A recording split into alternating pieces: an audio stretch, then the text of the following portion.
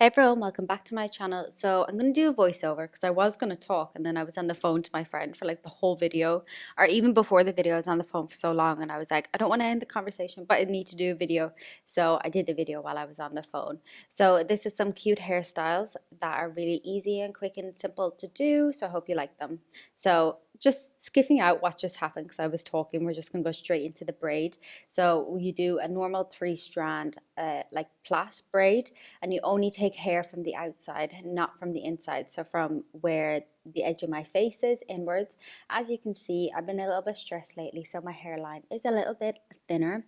So just ignore that, and you just want to do normal braid the whole way down, and then, well, as far back as you can see, as you see me pull it back, and then I put an elastic, a band in to keep it safe, and then I do the exact same thing on the other side, and just taking hair from the outside and none from the inside. And you can see the stress little hairs at the front are there, but we're just going to work with them while we have them. There's nothing we can do. And then we tie the elastic band down, and I take the rest of my hair down, and then I pin it up just so I can tie the hair around the back.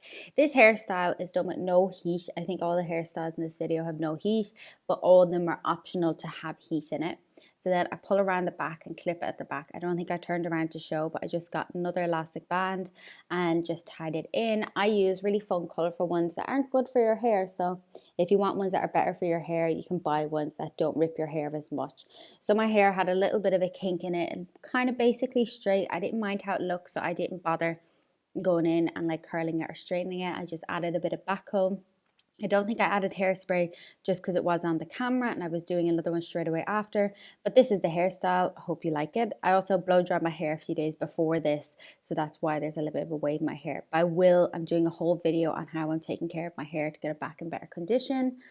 So that's coming. So on to hairstyle 2. So the same concept as the first one. I just started braiding and I completely winged this hairstyle, and I think it worked out in the end. So I only took hair from the front of my head.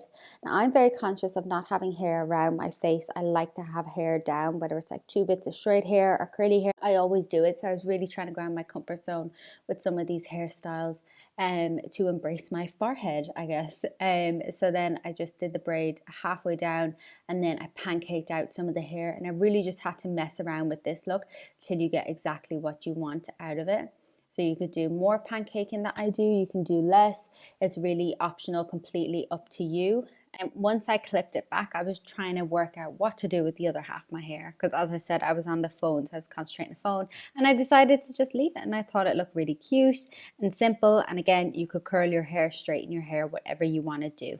So on to style 3. I love this style and I wear it for work so often. And it looks so cute with hairstyles. So split your hair in half, twist it into a little bun.